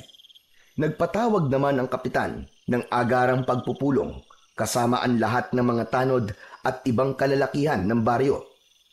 Kinagabihan, ramdam na ramdam ng lahat ang tensyon. Mula sa di kalayuan, naririnig na nila ang iyak ng mga sanggol. Biglang lumakas ang hangin. Pumatak ang ulan. Biglang umalingasaw ang masangsang na amoy. Parang may halong dugo. Narinig nila ang malakas na singasing ng ulog. Naghintay ang binatilyo sa labas. Ilang sandali pa, narinig na nila ang pagmamarcha ng maliliit na paa. Paparating na ang mga tiyanak. Naghanda si Ismael. Tangan niya sa kanyang kamay ang isang espada na ibinigay sa kanya ng kanilang kapitan. Bagamat hindi masabi kung saan o ano ang pinagmulan ng sandata, naging komportable si Ismael sa pagkakahawak dito. Ilang sandali pa ay nasa harapan na niya ang ulog at ang mga tiyanak. Ang mga mata nila ay naglalagablab na parang apoy. Suot mo ang mutya! Akala mo ba mapipigilan mo ako? Hindi lang kita pipigilan! Wawasakin pa kita! Sige! Subukan mo! Isa ka lamang paslit sa palingin ko. Mahina kang nilalang! Biglang gumapang palapit ang ulog at sumugod kay Ismael. Agad itong umiwas, gumulong sa lupa. Habang iniwasan niya ang pagsalakay ng aswang, parang may naririnig siyang mga bumubulong. May nagsasabi sa kanya kung ano ang kanyang gagawin. Tumayo ang binatilyo at buong tikas na hinarap muli ang aswang na ulog. Kung ano ka man, hindi ka mananalo kasi masama ka. Kailanman, hindi nanalo ang kasamaan laban sa kabutihan. Hinubad niya ang mutya sa kanyang leeg at inilagay ito sa hawakan ng kanyang espada. Itinaas niya ito nang nakaturo sa langit at pagkatapos ay itinutok ito sa aswang na ulog. Mula rito, kumawala ang isang bugso ng liwanag. Tumama ito sa katawan ng aswang. Napasigaw ito sa labis na sakit. Nagsimulang mabulok ang balat nito pero mabilis din itong umatras. Inutusan itong sumugod ang kanyang mga kampon na tiyanak. Tumakbo ang mga ito papalapit kay Ismael. Handang pagpiestahan ang payat na katawan ng binatilyo. Nasaktan siya sa unang bugso ng paglusob. Isang tiyanak ang kaagad na kumagat sa kanyang braso. Isa pa'y humablot sa kanyang damit at kinalmot ang kanyang dibdib. Nanginig siya sa sakit pero nanatili siyang matatag. Hindi niya magawang saktan ng mga maliliit na nilalang dahil yon ang ibinubulong sa kanya ng tinig. Mula sa loob ng kabahayan ay lumabas ang mga tao. Kabilang na si Aling Celia. May bitbit itong pamalo sa kanyang mga kamay. Hoy! Mga pasaway na bata kayo! Tigilan nyo na yan! Huwag kayong malakit! Umayos kayo! Isa! Dalawa! Tila isang himala naman ang sumunod na nangyari. Binitiwan ng mga tiyanak si Ismael at isa-isang nagsipag atrasan. Parang mga batang nahuling gumagawa ng kalokohan. Parang mga batang natakot ang mga tiyanak. Yumuko sila at nagsimulang umiyak. Hindi lang dahil sa sigaw ni Aling Celia, kundi dahil may naramdaman silang hindi nila maipaliwanag. Isang takot na may halong lungkot. Mga walang silbi! Mabilis na sumugod ang aswang na ulog, mas mabigat at mas mabilis kaysa kanina. Ngunit sa pagkakataong yun, hindi na nagpabaya pa si Ismael. Mabilis niyang itinaas ulit ang kanyang espada. Nakaturo sa langit at mula sa dulo nito, isang nakakasilaw na liwanag ang kumawala. Himalang tila biglang nagliwanag ang langit. Tumigil ang ulan, nagsimulang gumalaw ang mga ulap at sa gitna ng liwanag, nagpakita ang isang gintong dragon. Bumaba ang dragon mula sa langit at unti-unting nag-anyong gintong liwanag. Ang liwanag ay bumalot sa buong katawan ni Ismael. Napapikit siya sa sobrang lakas ng enerhiya. Nang dumilat siya, nakalutang na siya sa ere. Kasabay nito ay ang biglang pagbabago ng anyo ng mutya. Naging gintong apoy ito at kumalas mula sa espada. Dumapo ito sa kanyang kamay. Sa pagkakataong yun ay binitiwan na niya ang kanyang espada. Ramdam ni Ismael ang panibagong lakas at naging mas matalas na rin ang kanyang pandama. Sumigaw ang aswang na ulog. Hindi ito umatras. Lalong tumindi ang galit sa kanyang muka. Inilabas nito ang mahahaba niyang mga kuko at tinangkang kalmutin ang muka ni Ismael. Ngunit mabilis ang ginawang pag-iwas ng binatilyo. Muling sumugod ang ulog. Hinampas nito si Ismael gamit ang kanyang mahabang buntot. Tinamaan ang braso ni Ismael at tumilapon siya. Tumama sa isang malaking puno. Napayuko si Ismael. Napangiwi ng dahil sa sakit, pero hindi siya sumuko. Dahan-dahan siyang tumayo. Nagsimulang magliyab ang gintong apoy sa kanyang mga kamay. Pinikit niya sandali ang kanyang mga mata. Saka malakas na sumigaw.